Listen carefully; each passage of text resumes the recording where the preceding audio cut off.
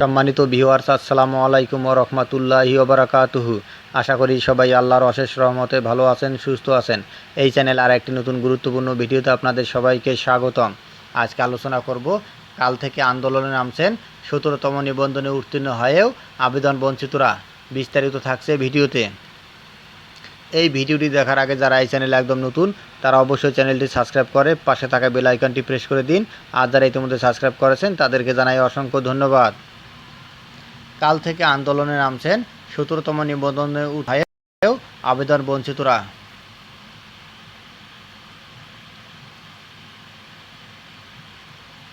বিশেষ গণবিজ্ঞপ্তির মাধ্যমে একবার আবেদনের সুযোগ দাবিতে লাগাতার অবস্থান কর্মসূচির ডাক দিয়েছেন 17তম শিক্ষক নিবন্ধনে উত্তীর্ণ হয়েও আবেদন বঞ্চিত 739 জন প্রার্থী।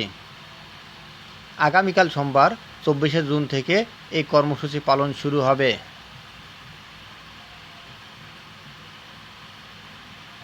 বৃহস্পতিবার 20শে জুন 17তম শিক্ষক নিবন্ধনে চূড়ান্তভাবে উত্তীর্ণ হয়েও আবেদন বঞ্চিত 739 জনের পক্ষে রাজ্জাকুল হায়দার, ইউসুফ ইমন, হামিদুর রহমান রন ও আরিফ খানের পক্ষে পাঠানো এক সংবাদ বিজ্ঞপ্তিতে এই তথ্য জানানো হয়।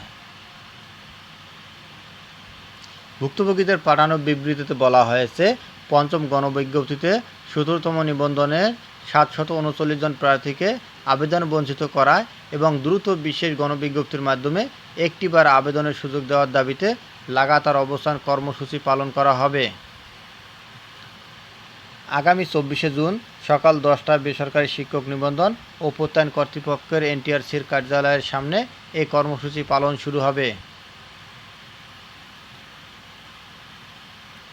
জানা গেছে, বেসরকারি শিক্ষা প্রতিষ্ঠানে 96,736 শূন্য পদে শিক্ষক নিয়োগের পঞ্চম নিয়োগ বিজ্ঞপ্তিতে 24,000-এরও কম প্রার্থী আবেদন করেছে। 2020 সালে 17তম শিক্ষক নিবন্ধনের এনটিআরসি বিজ্ঞপ্তি প্রকাশ থেকে শুরু করে মৌখিক পরীক্ষার ফল প্রকাশ করতে করোনার কারণে 4 বছরের বেশি সময় চলে যায়। এতে এনটিআরসি এর নিবন্ধনে পাশ করা 17তম শিক্ষক নিবন্ধনধারী বঞ্চিত হয়েছেন। চাকরি প্রার্থীরা জানান, 2020 সালের জানুয়ারি মাসে 17তম নিবন্ধনের বিজ্ঞপ্তি প্রকাশ করা হয়। প্রিলি, রিটেন ও ভাইভা পর চূড়ান্ত ফল প্রকাশিত হয় গত বছরের 28শে ডিসেম্বরে। 1 বছরের একটি নিবন্ধনের কার্যক্রম শেষ করতে প্রায় 4 বছর লেগেছে।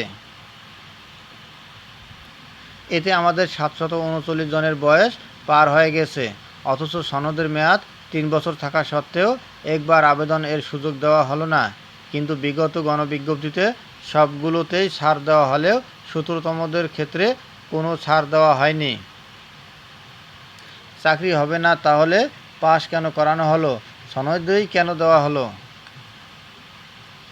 উল্লেখ্য, এর আগে একই দাবিতে এনটিআরসি এর কার্যালয়ের সামনে ও জাতীয় প্রেস ক্লাবের সামনে একাধিকবার শান্তিপূর্ণভাবে মানববন্ধন ও আমরণ অনশন কর্মসূচি পালন করেন সারা দেশের 17তম 35 ঊর্ধ্ব নিবন্ধনধারীরা। এছাড়া আবেদনের সুযোগ চেয়ে প্রধানমন্ত্রী, জনপ্রশাসন মন্ত্রণালয়, শিক্ষা মন্ত্রণালয় এবং এনটিআরসি এর চেয়ারম্যান বরাবর স্মারকলিপিও দিয়েছেন তারা। ধন্যবাদ জানিয়ে বিদায় নেওয়ার আগে আবার অনুরোধ জানাই, যদি ভিডিওটি ভালো লাগে এবং সর্বশেষ শিক্ষামূলক আপডেট ভিডিও পেতে চান, তাহলে অবশ্যই চ্যানেলটি সাবস্ক্রাইব করুন। ধন্যবাদ সবাইকে।